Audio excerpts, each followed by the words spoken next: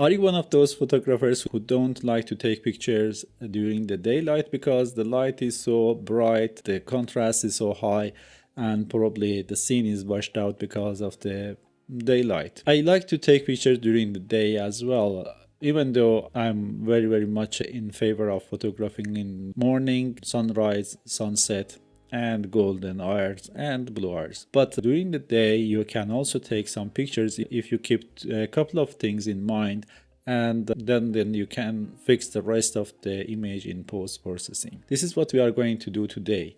I have two images that I took in Farnebufjärden National Park a couple of weeks ago when I was doing barbecue with my family. This place is magical. I love this national park a lot. And this is where we are going to run a workshop in 18th to 19th of October with my friend Julian Proper. It's a very beautiful place, especially in autumn. When we get the autumn colors, it's gonna be absolutely beautiful, and who knows, we might have a good chance of having fog in the morning as well. Let's have a look at these images I took in the middle of summer, and it was dry, very bright and harsh conditions, the type of conditions most photographers don't take pictures. There is one thing in common between these two images, which is one of the points that you have to keep in mind when you take pictures during the daylight, harsh daylight, especially when you are dealing with the trees and water and stuff like that. The first is to expose to the right, of course, but keep the exposure down for protecting your highlights. This is a crucial step. I'm going to show you the histogram of these images, and I'll show you that I already protected my highlights. The shadows will become too dark. That's okay. You can recover shadows more than you can recover highlights. The second important note here is to shoot backlight or side light. Don't shoot on the flat light when the light is coming from your back and washed out the whole scene. Especially for the trees, try to shoot backlit or side lit. And sometimes you cannot do that, that's okay. And when you are in the mountains area, maybe the main subject is in the direction of the light or some other stuff that you don't have control over, you cannot go around. But if you can, try to shoot backlit or side lit at least. Let's start with this image on the top. I already edited these two images, and for this one, the image on top is the image that I have been edited. The image on the bottom is the raw file. Same for the other one. I have edited this image. This is the edited file, and this is the raw file. I'm trying to replicate what I have done, so I'm going to do it over this one first. This one is a little bit easier because we don't have that much of contrast that we see in this image, but still we have a kind of washed out scene and lots of contrast and lost detail. First, look at the histogram. You see that I don't have any blown out highlights here, and shadows are very good actually. I don't have too much of blacks. So the first step is to balance out the image a little bit to reduce the contrast, and to do that I'm going to reduce the highlights and increase the shadows. We can afford to bring up the whites a little bit and maybe reduce the blacks just to maintain the contrast, to stretch the histogram a little bit so we are not losing all the contrast and forms. Next step is to fix the white balance. I always like to fix the white balance at the base layer, so I'm gonna warm up this image a little bit. Maybe I will drop the tint towards the green a little bit as well, just to not have too much magenta on the bark of the tree and in the water. Something to mention about the running water, most of the running water and the rivers in Sweden is the water is a little bit yellow and brown. I think it's because of the iron in the soil. But anyway, I don't like that color in the water. I don't want to have brownish, yellowish water in my pictures. I'm gonna fix that in this photo as well. For that, I'm going to create a new empty layer. Let's call it water. And I'm going to select the water with AI select mask, like both sides of the tree. Let's hit M to see what we have selected. It's a good selection. Now let's refine the mask by click on the refine mask, apply some radius to this. I think that's a good selection. What we are going to do here is to make the water a little bit more blue. But also I want water to reflect the colors in the sky. So that's why I like the water to become a little bit blue, especially in the mid-tone, in the reflections. Then it might become also a little bit green to take the edge of the yellowish colors or brownish colors in the water. And now we are going to desaturate it because I don't want to have too much color in the water. It's become unnatural, so it has to be a little bit more white. I'm going to reduce the saturation. These two adjustments, white balance and saturation, already fixed the issue I have with the colors in the water. Here is before, here is after. It's much nicer. Maybe it's a little bit too blue. Yes, still can bring back the Kelvin slider a little bit towards the yellow. Now, the other thing I'm going to do to this water is to reduce the contrast in the water. To make it softer, the main subject in this photo obviously is the tree and the beautiful root system, the gnarly roots. I love that, and also the fact that the tree is hanging over the river. These are the most beautiful part of the image for me as my main subject, and I want to emphasize that. By reducing the contrast in the water, I'm taking attention away from the water and put the attention more towards the subject. We also gonna reduce the clarity a little bit, but we don't want to make it too soft, so I'm gonna add back some of the micro contrast with the structure to add back some of the texture in the water. I like the texture in the running water here. I took this image with ND filter. I don't remember which ND filter, probably ND64, just to drag the shutter, and the shutter speed is 1/4 of the second in this photo. Maybe I've done it too much in contrast. Let's bring back contrast and saturation. I'm doing this by reducing the highlight, which also makes the water a little bit darker, which is good, and bring up the shadows to reduce the contrast. I think it's a little bit better this way. Now let's create a new layer with the gradient. I want to work a little bit on the brightest spots we have in the background. I want to make them dark and nice.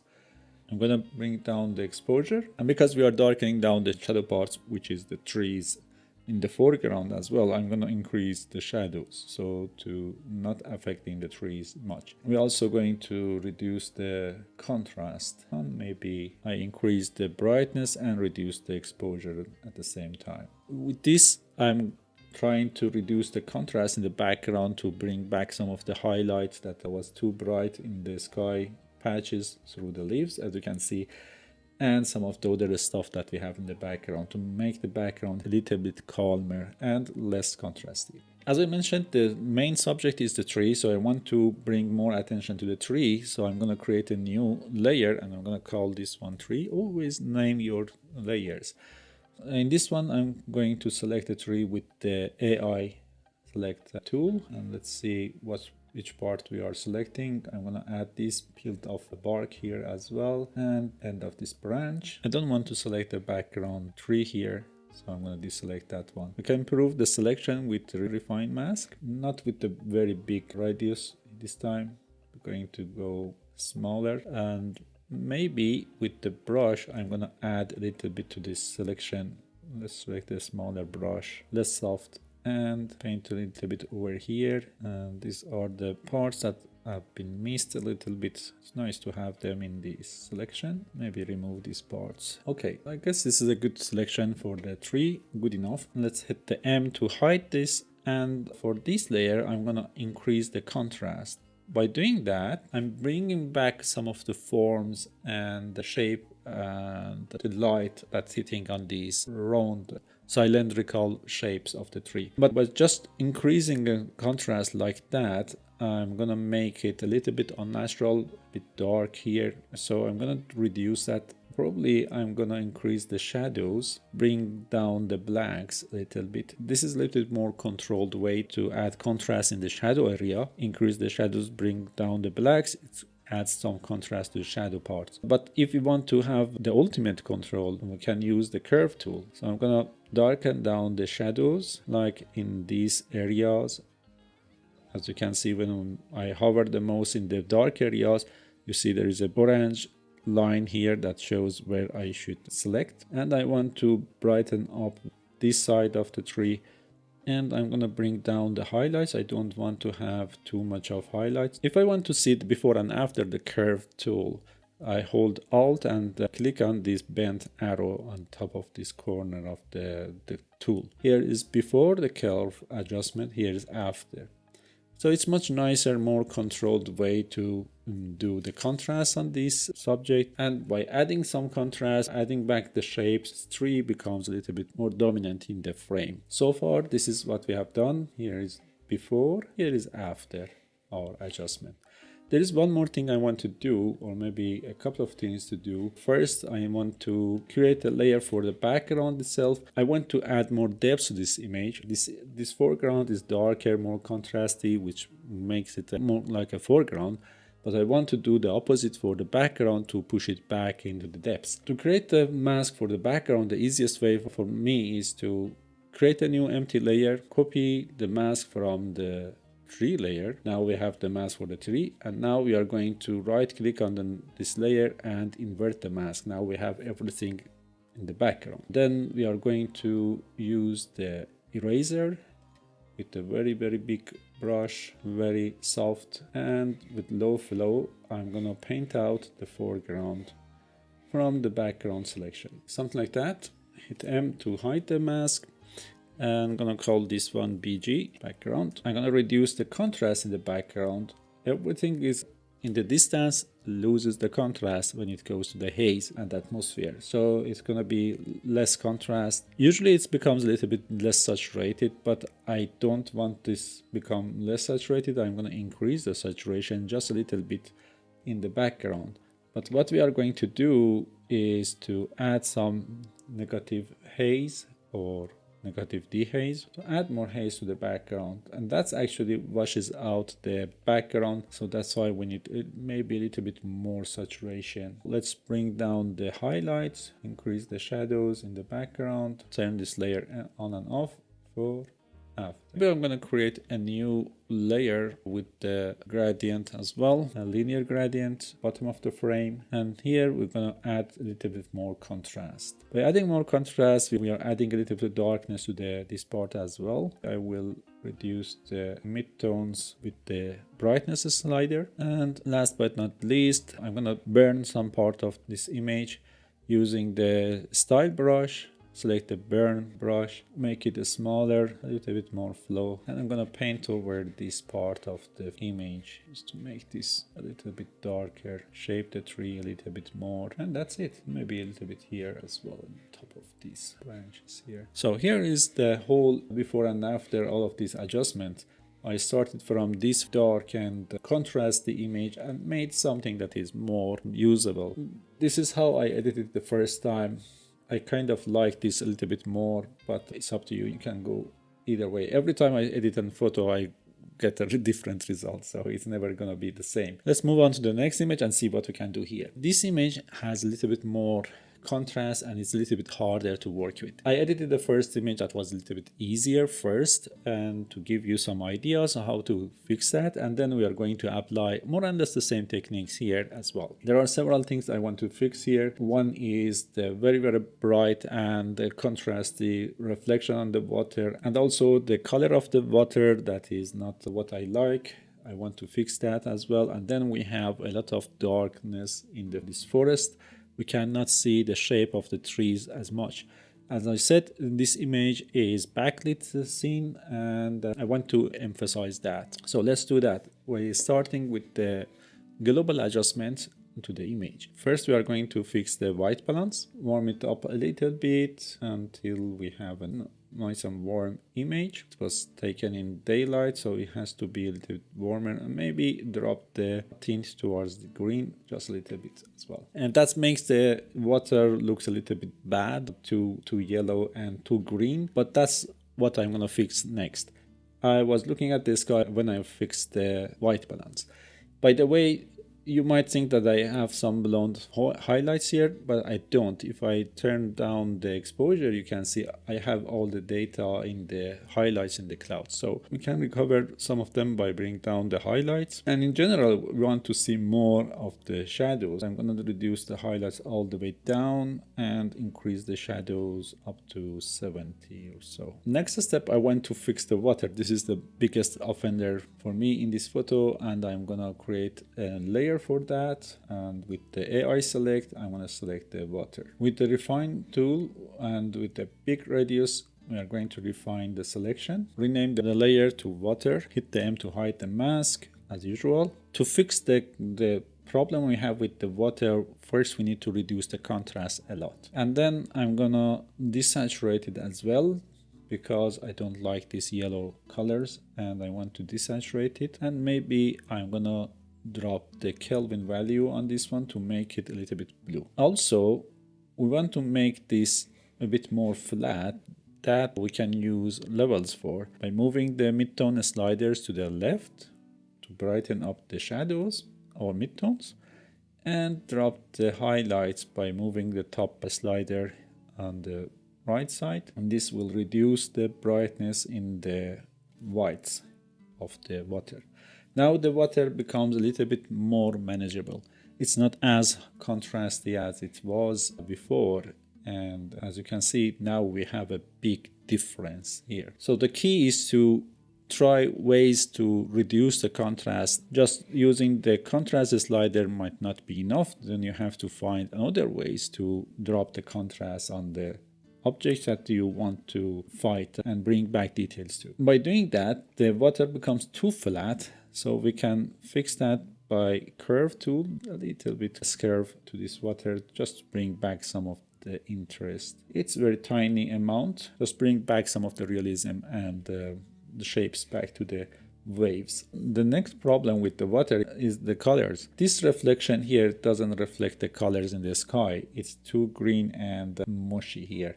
I want to fix that. I'm gonna use the curve tool again for that. I'm gonna bring the curve tool out because it's very hard when it's small. With the little bit of move you have big changes.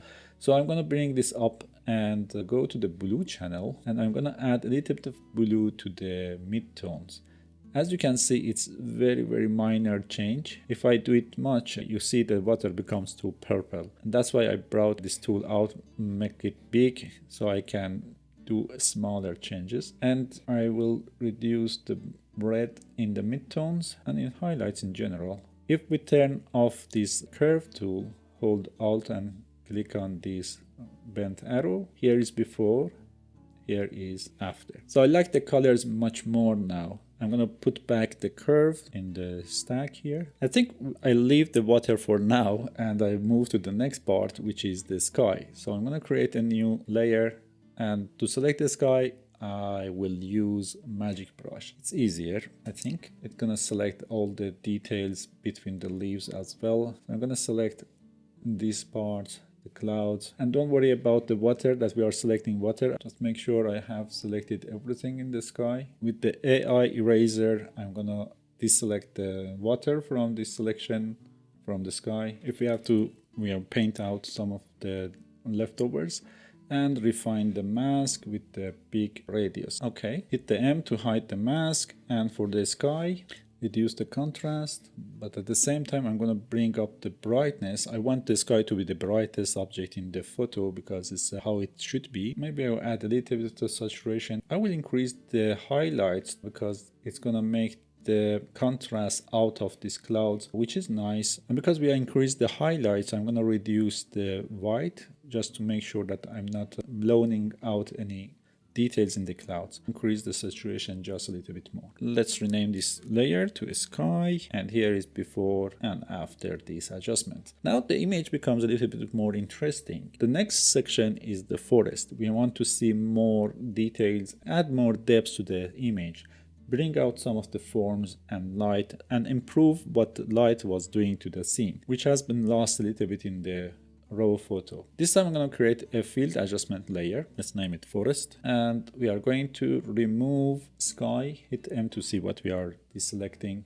Deselect the sky, clouds, and water. It's a very good selection, but I'm going to refine the mask a little bit. Let's first increase the shadows to see more details in the trees and brighten up the whole forest, and also to add back some of the contrast. I'm going to increase the contrast just a little bit.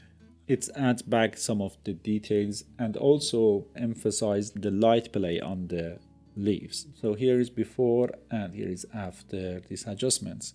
And maybe I'm going to increase the warmth in these layer, make it warmer and a little bit greener. Very, very little. I think I can darken down the water a little bit. So I go back to the water and make it a little bit darker. Now I lost some of the texture that I liked about these waves here in the foreground that I'm gonna fix next.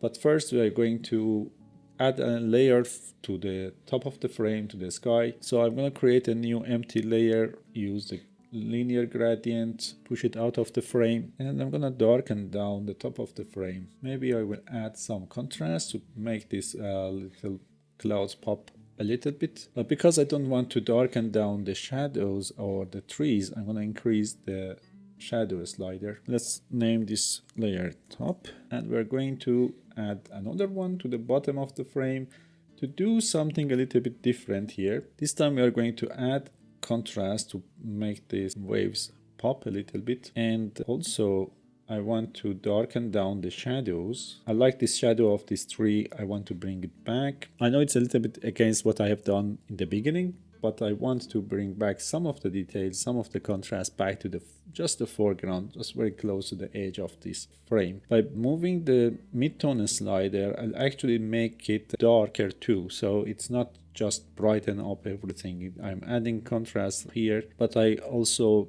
make it darker in general. And we can also reduce the shadows if we want. So this is something that I like to do. And that's it. I'm going to call this layer FG or foreground. The last thing I want to do is to add more depth to this image, similar to what we did to the background in the previous image, but this time we are going to use a simple radial gradient. So I'm going to create a new layer, call it center, to add more light and less contrast. By reducing the contrast, you push this part out into the distance. We can also, of course, do a little bit of negative dehaze, and I like it to be brighter, so I'm going to increase the brightness.